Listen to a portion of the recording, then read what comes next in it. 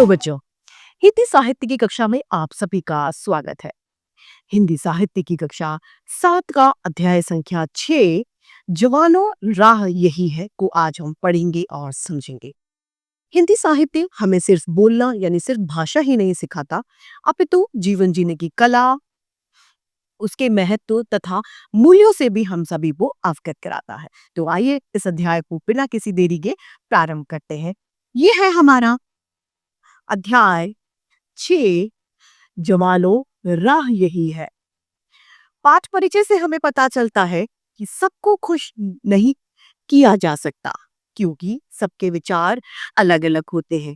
किसी को कुछ पसंद है तो किसी को कुछ, यानी अपनी अपनी रुचि के हिसाब से हम लोगों की चॉइस होती है। जैसा जिसका मन होता है वो वैसा करता है, खाता है, पहनता है, यानी सबके टेस्ट अलग अलग होते हैं। इसीलिए इन बातों पर ध्यान देना व्यर्थ है, बेकार है। अपने देश और समाज की उन्नति के लिए कार्य करते रहना चाहिए।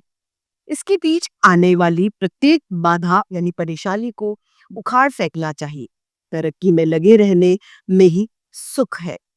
इसके लिए स्वस्थ रहना बहुत जरूरी है।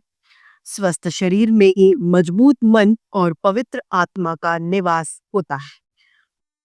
यकीन मानिए, जब आप उन्नति कर पाएंगे तभी समाज का कल्याण कर पाएंगे।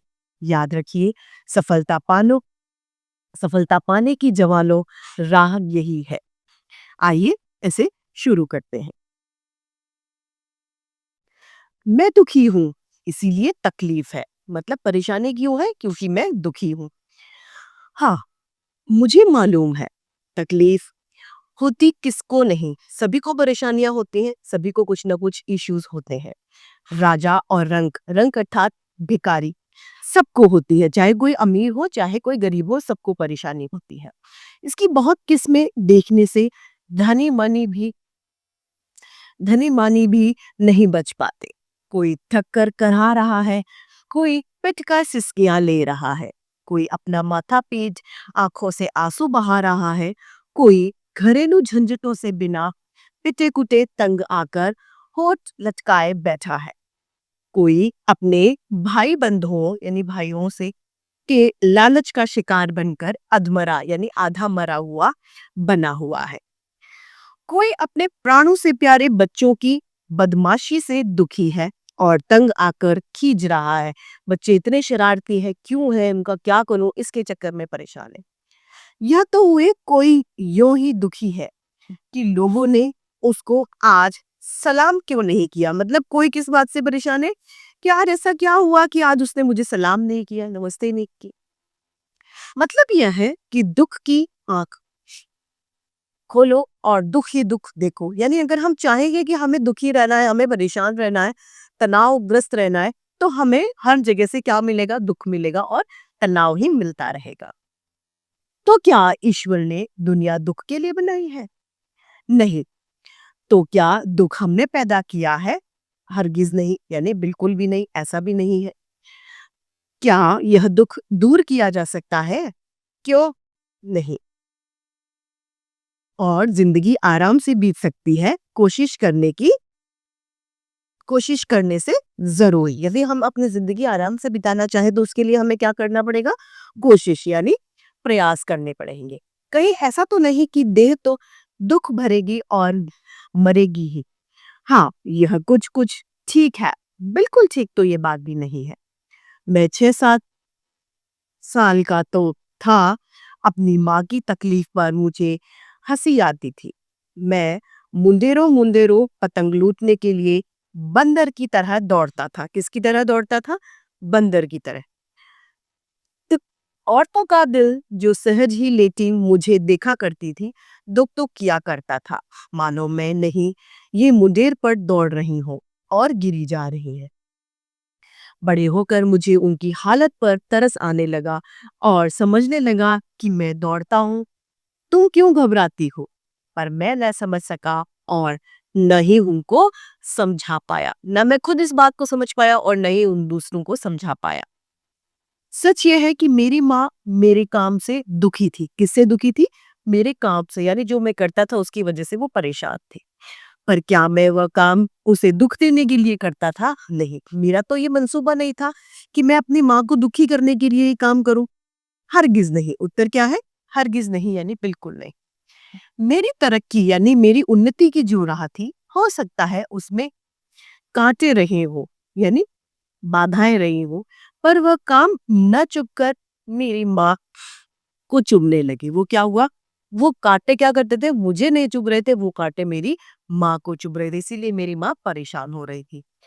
शायद मेरे भी चुभे हों या चुभते हों, पर जब चुभन ही नहीं तो उसका जिक्र किस लिए? यानी जब मुझे परेशानी ही नहीं हो रही तो मैं उसको क्यों कहूं? मेरी माँ का दुख इसमें था कि चिराग जलने के बाद, यानी संध्या के बाद में, जब संध्या होती है तो उस समय चिराग जलता था। जैसे अपने यहाँ लाइटें जलती है, गांव में चिराग यानी दीपक जल जाया करता था। मैं बाहर ना जाकर उसकी गोद में बैठूं, यानी संध्या के बाद का जो समय है, यानी रात्रि का जो समय है, वो मैं माँ के साथ बिताऊं। मेरा सुख उसमें था कि गोद में न बैठकर रात को बाहर 1 बजे तक अपने साथियों के साथ में मैं खेलूं। यह है दुनिया की मशी। क्या है? दुनिया की मशी। यो दो सुख टकराकर दुख बन जाते हैं, थोड़ा आगे बढ़िए। मैं चाहता हूँ ध्यान लगाना, नमाज अदा करना, तुम चाहते हो गीत गाना और बजाना, यानी दोनों की रुचि में अंतर आ गया। कोई कुछ करना चाहता है तो दूसरा कुछ और करना चाहता है। हम दोनों बेजा नहीं कर रहे, हम दोनों सुखी होना चाहते हैं।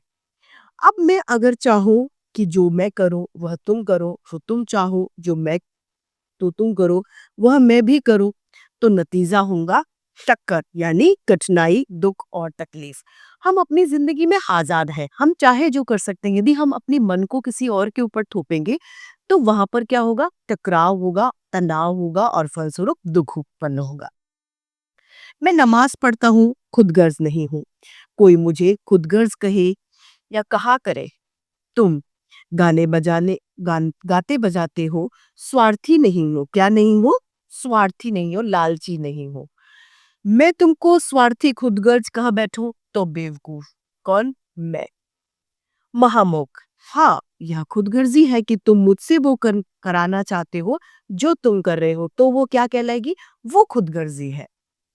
जवानों, दुख को दूर करने से पहले दिन में 2 बातों को बैठा लो, 2 बातों को ठान लो। एक, अपनी तरक्की के लिए की हुई ऐसी कोशिशें जिन्हें करने में हमारी गरज किसी को दुख देना नहीं होती, भले ही फिर उसकी वजह से किसी को दुख पहुंच जाए, खुदगर्जी नहीं होती। अगर लोग उसे खुदगर्जी कहते हैं तो उसे नहीं छोड़ना चाहिए। किसी महापुरुष ने ऐसा किया भी नहीं, और अगर कोई साबित कर दे कि किसी महापुरुष ने ऐसे खुदगर्जी भी छोड़ दी है, तो मैं तुझसे कहता हूं कि तुमको उसकी नकल नहीं करनी चाहिए। यदि किसी महापुरुष ने भी ऐसा कर दिया तो तुम उसको फॉलो मत करो, तुम उसकी कॉपी मत करो। सच्चा स्वार्थ तरक्की के लिए जरूरी है। नंबर 2, तुम्हारी तरक्की ही समाज की तरक्की है। जब आप आगे बढ़ेंगे तो समाज भी आगे बढ़ेगा। जिस स्वार्थ यानी खुदगर्ज का ढोल पीटा जा रहा है, वह तरक्की की राह में, मतलब उन्नति के रास्ते में रोड़ा बना है, पहाड़ बन रही है। उसे उखाड़ के हमें फेंकना चाहिए, यानी उस रोड़े को खत्म कर देना चाहिए। ना उखड़े तो लांग जाना होगा। गुस्सा, गुरूर यानी लालच, अहंकार, गुरूर अर्थात अहंकार, लालच, फरेब की चंडाल चौकड़ी से दुनिया को बहुत बड़ा नुकसान पहुंचता है। सही है, पर वह उसके मुकाबले में कुछ भी नहीं है जो हमारे बेजा स्वार्थ त्याग से दुनिया का नुकसान पहुंचा हुआ है। खाए तो स्वार्थी, पिए तो स्वार्थी, लिखे तो स्वार्थी, पिटे तो स्वार्थी। कोई कोई तो मरने में भी तुम्हें स्वार्थी कहने से नहीं झिझकते। इनकी बातों पर ध्यान न दे, अपनी तरक्की में लगे रहने से ही सुख है, भलाई है, कल्याण है। तुम्हारा, तुम्हारे समाज का, देश का और पूरी दुनिया का इसमें फायदा है, कल्याण है। हिंदू देह को आत्मा का घोड़ा मानते हैं। क्या मानते हैं? आत्मा का घोड़ा। घोड़े को खिलाना पिलाना खुदगर्जी नहीं है। यदि हम अपने शरीर को खिला रहे हैं, अच्छे से रख रहे हैं, तो वो हमारी खुदगर्जी नहीं है। मुसलमान जिस्म को काबे की चेहरा दीवारी मानते हैं, दिल को खुदा का बनाया हुआ काबा। काबे की चेहरा दीवारी की मरम्मत करना, ठीक रखना खुदगर्जी तो नहीं हो सकती। उसको ठीक रखना फर्ज है। दिल, दिमाग किसी की भी बेपरवाही नुकसान पहुंचाने वाले साबित होती है। भलाई बुराई धर्म अद लदे बदलदे बदलते अदलते बदलते रहते हैं। यही हाल दनाई और नादानी का है। आज बुद्धिमानी कल मूर्खता ही समझी जाएगी। तुम तो नेकी के सामने रख बढ़ते चले जाओ, बढ़ने के जोश को ठंडा न होने दो। वह कम हुआ और तुम गए, कुछ करके दिखलाना ही पड़ेगा, नहीं तो बुझे लैंप की तरह मेज पर से हटा दिए जाओगे। औरों की तरह तुम भी अपना दूध लेकर जन्मे थे। किसका क्या लेके जन्मे थे? अपने हिस्से का खाना, अपना दाना पानी हम लेकर आए थे। दांत निकलने से पहले दांतों का सामान कुदरत ने जुटा रखा था। तुम देह, मन और आत्मा को लेकर जन्मे हो। पेट के लिए अन्न जुटाना न्याय है, यानी ये सही काम है कि हम पेट के लिए अपना अन्न जुटा रहे हैं। मन के लिए ज्ञान की खोज करना धर्म है। क्या है धर्म? क्या है? मन के लिए ज्ञान की खोज करना। इसमें से किसी से भी इनकार करना बीमार पड़ना, निकम्मा बनना है। मरने की तैयारी करना है। आत्मघात पाप है। अपने आप को धोखा देना पाप है, गुनाह है। यही तुम्हारा अधिकार है, जन्म सिद्ध अधिकार है। बाकी सब फर्ज है, कर्तव्य है। तुम्हारा अपने प्रति कर्तव्य है कि धर्म का यही प्राण है, नैतिकता की यही बात है, समाज का इसी में कल्याण है। समाज जरूरत पड़ने पर दुध धूम हुए जले अपाहिजों को नहीं पुकारता, वो कायरों को नहीं पुकारता, डरपोकों को नहीं बुलाता, बूढ़े यानी कमजोरों को नहीं बुलाता। वह तो जवानों यानी तंदुरुस्तों, हिम्मत वालों, बल वालों, जोरदारों को ललकारता है, जिनमें जोश हो। और वे ही उसकी आवाज पर कूदते भी थे। तुम में समाज की आवाज पर उछल पड़ने की ताकत आ न सकेगी अगर तुमने ऊपर बताया जन्मसिद्ध अधिकारों को पाने में जरा भी आनाकानी यदि करी तो। जो ग्रंथ शरीर बल घटाने की बात करे वह धर्मव्रत नहीं हो सकता। जो मनोबल घटाने की बात कहे वह भी नहीं, और जो आत्मबल घटाने की बात कहे वह तो वैसे भी नहीं। तपस्या का मतलब है मठ की बुराइयों को दुर्बल बनाना, उनको कुचल डालना, सुखा देना, उनको मार देना। जो अपने मन में व्याप्त बुराइयां हैं उनको मिटाना ही क्या है? तपस्या। देह सुखाने वाली तपस्या पाप है, गुनाह है, क्योंकि वह मन की बुरी वासनाओं को मजबूत बनाती है। देह सुखाना यदि तपस्या होती तो सब ब्रह्मचारी तपस्वी कहलाते। योग भी दुर्बलता का पाठ नहीं पढ़ाता। योगी राज ही नहीं, तपस्वी बुद्ध की प्रतिमा भी आजकल की जवानों को जिस्म बनाने का सबक दे सकती है। तपोधनी महावीर की प्रतिमा देखकर गामा भी फड़क उठेगा। मनोबल और आत्मबल बढ़ाने के लिए कोई खिलाफ नहीं, और तुम तो खिलाफ होते भी कैसे? हाँ, यह जान लेना चाहिए कि स्वस्थ तंदुरुस्त जिस्म में ही मजबूत मन और पवित्र आत्मा वास करती है, यानी पवित्र आत्मा रहती है। दुर्बल देह स्वार्थी होती है। कैसी होती है? लालची होती है, स्वार्थी होती है। वह सेवा चाहती है, करती नहीं। जवानों, यह गुर अच्छी तरह दिल में बैठा लो। यदि आपका शरीर स्वस्थ नहीं है तो आप लालची कहीं ना कहीं जरूर होंगे। यही गुर सबके सबसे जरूरी है, इसी से दुख दूर हटेगा। धर्म का यही निचोड़ है, पहले का पहेली का यही हल है। रूढ़ी की खाई भी यही पाटेगा, पाटेगा यानी भरेगा। रिवाज के घोड़ों पर यही सवारी कराएगा। खाना पीना, पहनना वगैरह प्रकृति के कानून है।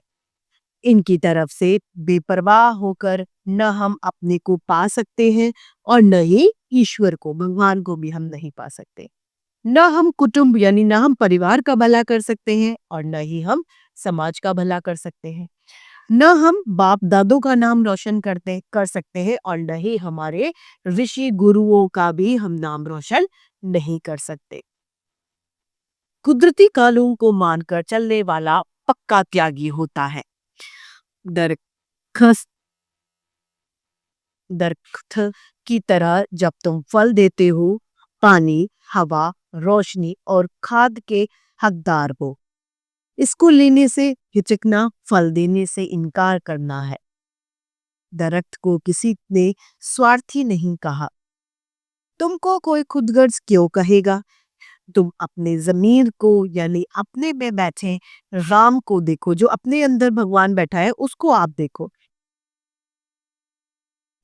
किसी और को नहीं। हाँ, भीतर का तुमको नोचने लगेगा। क्या करने लगेगा? नोचने लगेगा।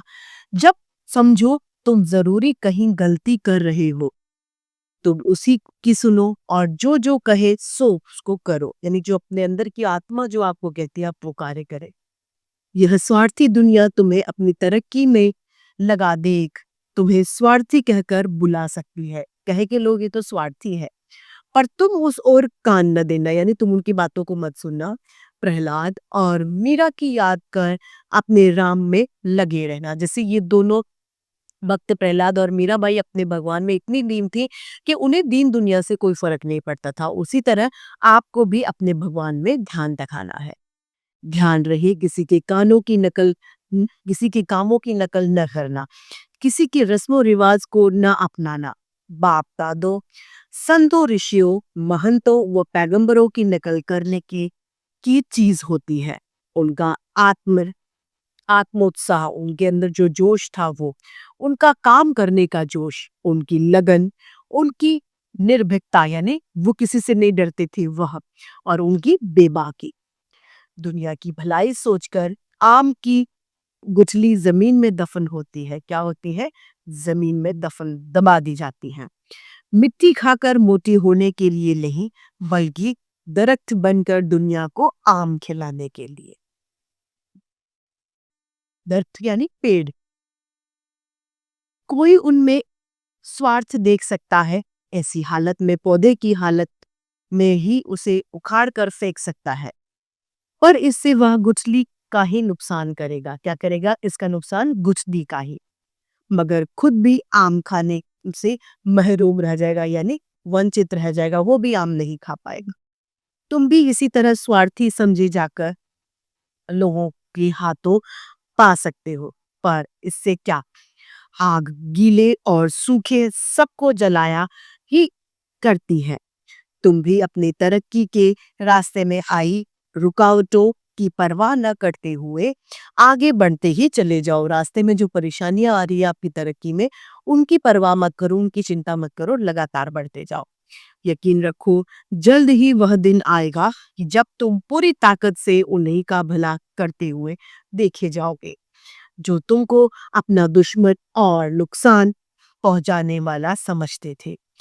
अपनी तरक्की करो, समाज की तरक्की होगी। जवानों, राह तो यही है।